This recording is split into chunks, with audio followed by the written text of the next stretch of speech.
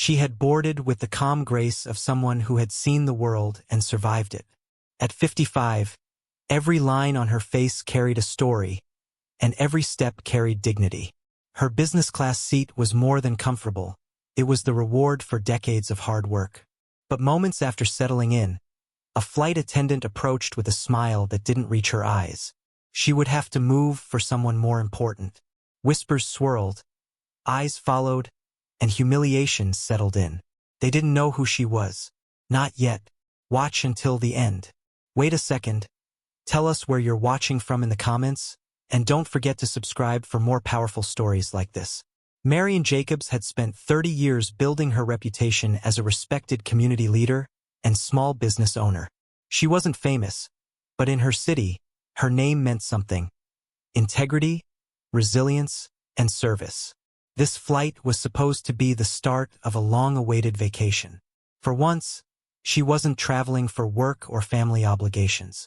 This trip was for her. She had dressed neatly in a navy blazer and soft scarf. The kind of outfit her mother used to say, "Makes people treat you right." The business class cabin felt peaceful, a rare space where she could finally rest. Around her, people settled in with drinks and magazines. The hum of the engines was almost comforting. Marian closed her eyes for a moment, unaware that in just minutes, the peace she had worked so hard to earn would be torn away in front of strangers. The first sign of trouble was the shadow over her seat. A flight attendant leaned in, smiling tightly. "Ma'am, I'm afraid there's been a seating mix-up. We'll need you to move to economy."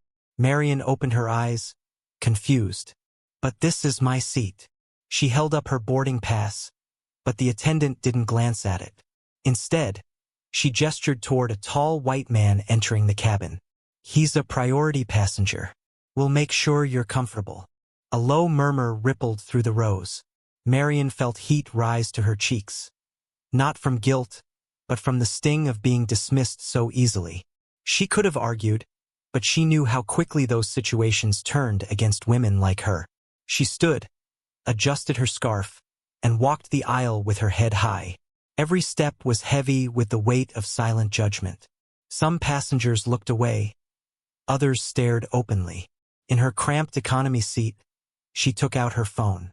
Her fingers hovered over the keyboard before she typed a short message to her niece, who worked in corporate communications for the airline. "I've been downgraded for a white man. I have the boarding pass to prove it." The reply came fast.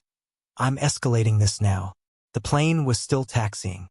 Marian looked out the window, the city shrinking beneath them, unaware that this flight was about to change its course. Not in the air, but in the hearts of everyone watching. 15 minutes after takeoff, the cabin grew restless. Heads turned toward the front as a tall man in a dark suit entered from the cockpit door. He wasn't crew, he was the airline CEO, and his face was set like stone. He walked the aisle slowly, locking eyes with Marian. When he stopped at her seat, his words carried so everyone could hear, "We owe you an apology. This never should have happened." Gasps broke the silence.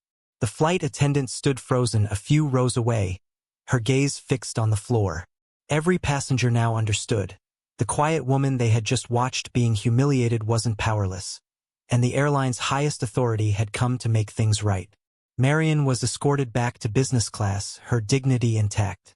The man who had replaced her earlier avoided her eyes, pretending to read a magazine. The same flight attendant now spoke to her with meticulous politeness. But Marian's thoughts weren't on comfort. They were with the countless others who endured the same quiet prejudice every day, without cameras, without advocates, without anyone to speak their names. This wasn't just about a seat. It was about being seen, being valued, without conditions. She stared out at the clouds, wondering how many more people would have to carry that same weight before change came. And to you watching, tell me, which country and city are you watching from? Take care.